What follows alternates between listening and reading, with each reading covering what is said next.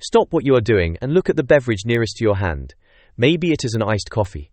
Maybe it is a crisp, condensation-covered can of soda. Maybe, if you are watching this late at night, it is a craft beer that costs you $8. You are about to take a sip, and you expect that liquid to be cold. Not room temperature. Not lukewarm. Cold. You expect it to be a refreshing shock to your system. You expect this miracle of thermodynamics to be waiting for you in your refrigerator, or at the gas station, or in the vending machine down the hall. We are so spoiled. We are genuinely the most temperature-privileged humans to ever walk the face of the earth. Because for 99.9% of human history, cold was not a commodity. Cold was weather. Cold was something that happened to you, usually right before you died of hypothermia. You could not buy it. You could not ship it. And you certainly could not keep it in a box in your kitchen next to your leftover pizza. But today, in December of 2025, the cold chain, that is the industry term for the global network of refrigerated logistics, is a $400 billion invisible empire. It is the reason you can eat sushi in Arizona. It is the reason vaccines work. It is the reason you are not currently dying of botulism from that turkey sandwich you bought at the airport. But the story of how we got here is not a story about scientists in lab coats. It is a story about a stubborn, wealthy dropout from Boston who everyone thought was insane. A man who looked at a frozen pond and saw dollar signs. A man who went to prison, repeatedly, trying to convince the world that frozen water was actual money. And frankly, looking at the state of the supply chain in 2025, where we are using Agentic AI to monitor the core temperature of blueberries, that man was the prophet of the modern world. This is the story of the Ice King, the cold chain, and the absolute chaos required to keep your drink cool. Welcome to Critical Path, where we explore stories and innovations about our global supply chain that connects our world to your everyday life. Let us rewind the clock. We are going back to the year 1805. The place is Boston, Massachusetts. Meet Frederic Tudor. Frederic is 22 years old. He is from a wealthy Boston family, the kind of family that has portraits of their ancestors looking disappointed in everything. Frederic is smart, but he is aimless. He does not want to go to Harvard. He does not want to work in a counting house. But Frederic has a problem. He enjoys the high life. He enjoys parties at his family's estate, Rockwood. And at Rockwood, they have something almost no one else has: an ice house, a literal hole in the ground, packed with ice cut from the frozen pond during the winter. It means that in the blazing heat of July, Frederic can sip a chilled drink. One sweltering summer day, Frederic and his brother William are joking around at a party. They are sweating. Everyone is miserable. And Frederic looks at his cold drink, then he looks at the map, and he has the single most disruptive supply chain idea of the 19th century. He says, "You know who is really hot right now? People in the Caribbean. We should cut this ice out of the pond and ship it to Martinique. We will be millionaires." Now pause for a second. Put yourself in the shoes of a logistics manager in 1805. Ships are made of wood.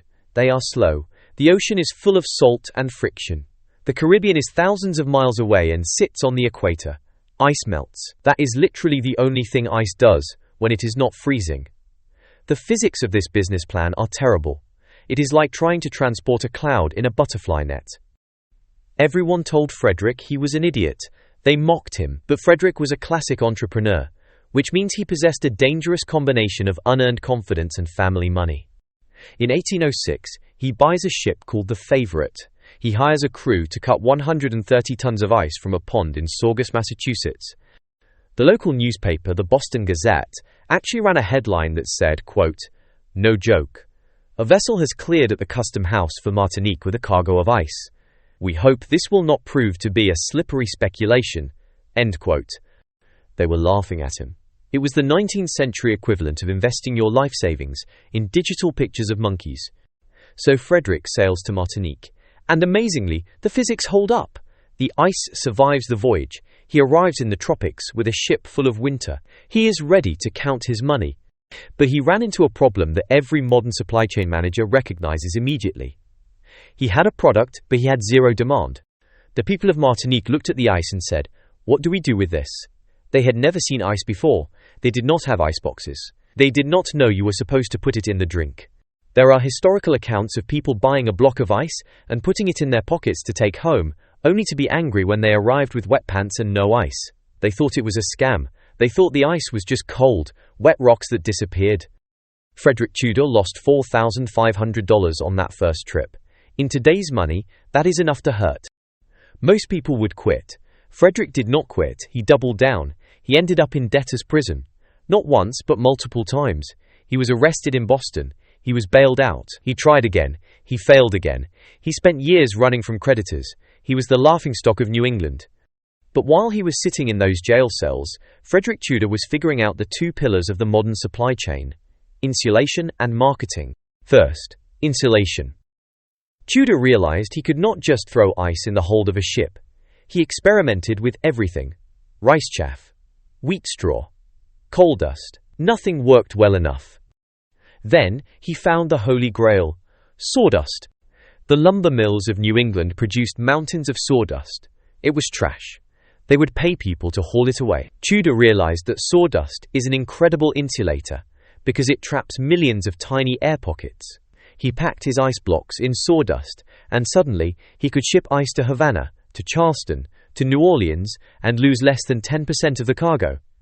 He turned trash into a thermal shield. That is pure efficiency. Second, marketing. Tudor realized he couldn't just sell the ice, he had to sell the habit of ice. He went to bartenders and cafe owners and made them an offer they could not refuse.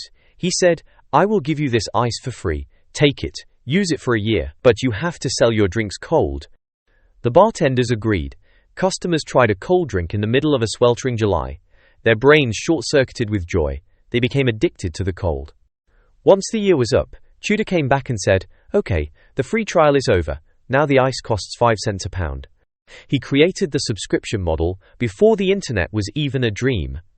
By 1840, Frederic Tudor was the ice king. He was shipping ice to India. India! That is a 16,000-mile voyage, crossing the equator twice. And the ice arrived intact. He died a millionaire. He proved that you can fight the sun and win if your supply chain is tight enough. Now let us fast forward. The sawdust empire eventually collapsed, not because of a business failure, but because technology killed it. We invented mechanical refrigeration. We figured out how to compress gas to create cold. We didn't need frozen ponds anymore, we needed electricity. But the logistics challenge did not go away. It just got more complicated. Enter the reefer? No, not that kind. I am talking about the refrigerated shipping container, the REEFER. In the mid-20th century, as global trade exploded, we needed a way to move perishables without moving thousands of individual crates. The standard shipping container changed the world, but the refrigerated container changed what you eat. A standard container is just a steel box. A reefer is a machine. It has its own generator set or genset. It is a mobile refrigerator that has to maintain a specific temperature while sitting on a truck, then dangling from a crane, then stacking on a ship for 3 weeks, then getting on a train. If the power goes out for 4 hours, the cargo is dead. This brings us to the modern era, the era of now, December 2025. The supply chain has evolved from Tudor's sawdust to something that looks more like science fiction. In 2025, we are operating under the Food Safety Modernization Act, specifically Rule 204. This rule, which fully kicked in recently, demands a level of traceability that would make a surveillance state jealous. It is no longer enough to know that a pallet of lettuce is on a truck. We need to know exactly which farm it came from, who picked it, what temperature it was at 9 a.m. on Tuesday, and who signed for it at the warehouse. Why? Because our supply chain is massive, but it is fragile. We all remember the chaos of 2020. We saw what happens when the lines break. But in the cold chain, the stakes are not just empty shelves. The stakes are biological. Let's look at the complexity of shipping a modern vaccine or a biologic drug. These are not blocks of ice. These are fragile chemical compounds that might need to be kept at exactly -70 degrees Celsius. If the temperature rises to -60 degrees for just 30 minutes, the chemical bonds break down. The vaccine becomes water. You can't see the damage. The vial looks the same. But it is useless. This is where the Ice King meets the algorithm. In 2025, we have moved beyond simple tracking. We are entering the age of agentic AI in logistics. Here is how it works. In the old days, like 5 years ago, you had a sensor in the truck. If the temperature got too hot, it sent an alert to a human. The human would get an email, panic, try to call the driver, and usually, it was too late. The cargo was spoiled. Today, the sensor is connected to an agentic AI model. This system does not just watch, it acts. Let's paint a picture. A reefer container, full of high-value blueberries, is traveling from Peru to Philadelphia. The AI notices a microtrend in the compressor unit's vibration data. The unit isn't broken yet, but the AI predicts a 90% chance of failure within 12 hours. Simultaneously, the AI scans the weather along the route. It sees a heat dome developing over the Panama Canal. Without waiting for a human manager to wake up and drink their coffee, the AI makes a decision. It reroutes the shipment to a closer port with available cold storage repair facilities. It automatically books the repair technician. It updates the buyer in Philadelphia that the shipment will be delayed by 6 hours, but will arrive intact. It saves the blueberries, it saves the money, it saves the supply chain. This is the digital twin concept. We have a digital version of the entire supply chain running in the cloud, simulating every possible disaster, 24 hours a day. Frederic Tudor used sawdust to insulate his cargo from the heat. We use data. Data is the new sawdust. But there is a funny irony here. For all our AI, for all our satellites and smart containers, the cold chain is still fighting the same battle Tudor fought 200 years ago. We are fighting entropy. We are fighting the fact that the universe wants everything to be the same temperature, and we stubbornly refuse to let it happen. And the last mile, that final trip from the distribution center to your door, is still the hardest part. Think about the sheer audacity of meal kit delivery services or Amazon Fresh. You go online, click a button, and ask for a salmon fillet and a pint of artisanal ice cream to be left on your porch in mid-July. That box is a marvel of engineering. It has calculated the thermal decay rate of the dry ice. It has modeled the traffic patterns of the delivery driver. It knows exactly how long that box can sit in the sun before your dinner becomes a biological weapon. We have normalized this. We get annoyed if the ice cream is slightly soft. We have no idea that a global ballet of robots, algorithms, and underpaid drivers had to perform perfectly just so we could have a treat. So what is the takeaway for 2025? The takeaway is that the supply chain is the ultimate invisible character in your life. It is the ghost in the machine. When you open your fridge today, look at the light. Feel the cold air hit your face. That cold air is the product of 2 centuries of obsession. It is the legacy of a crazy man in Boston who died rich because he refused to believe that geography was destiny. It is the result of millions of lines of code making split-second decisions to keep your milk from turning into cheese before you buy it. The cold chain is the only reason our modern cities can exist. Without it, we are back to salting meat and living within 10 miles of a farm. So the next time you crack open a cold one, pour a little bit out for Frederic Tudor. Just don't pour it on the floor. That's a waste of a perfectly good supply chain. Thank you for watching. If you enjoyed this video and want to discover more fascinating stories that link our global community to your everyday life, please like and subscribe.